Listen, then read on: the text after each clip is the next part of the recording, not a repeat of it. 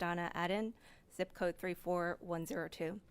For those here today in protest against displaying the Ten Commandments, I ask, which of the commandments do you find offensive? Thou shalt not murder, steal, or bear false witness. I would also encourage you to study America's history. Perhaps then you would show a little appreciation for how this great nation came to be. The Ten Commandments provide a moral code that influenced the development of legal systems in Western civilization.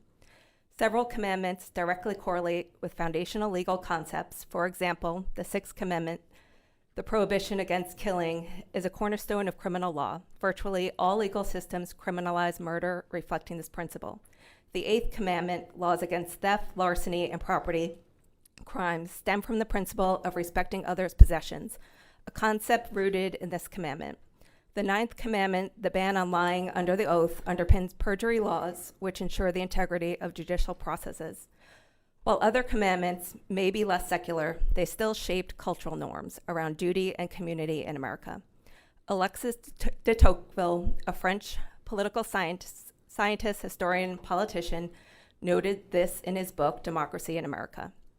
When Tocqueville arrived in America in 1831, he recognized the importance in teaching self-restraint, a quality he considered essential for democratic success. In a democracy, citizens possess unprecedented freedom, but this freedom can become destructive without internal moral guidance. Teachings about virtue, sacrifice, and moral duty created internal constraints that prevented democratic freedom from degenerating into chaos or tyranny.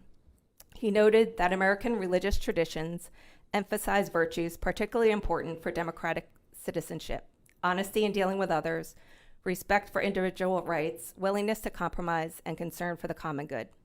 Do the protesters here today know that the commandments influenced the early English legal documents like the Magna Carta, which emphasized justice and fairness, which the American colonies would later incorporate into its framework?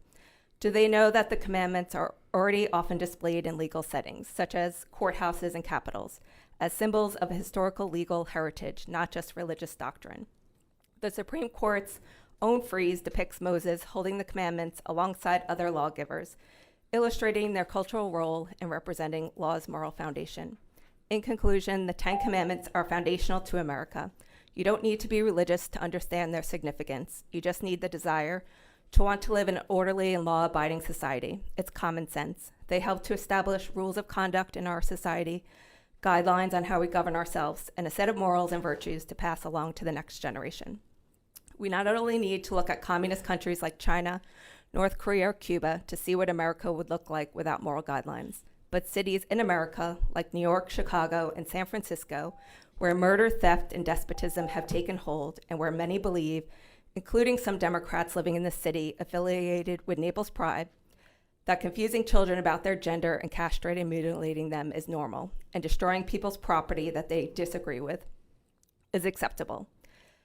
Thank God Naples is still a city where the majority of its citizens adhere to the Ten Commandments. Thank you, and the good people in this county stand with you. Your next speaker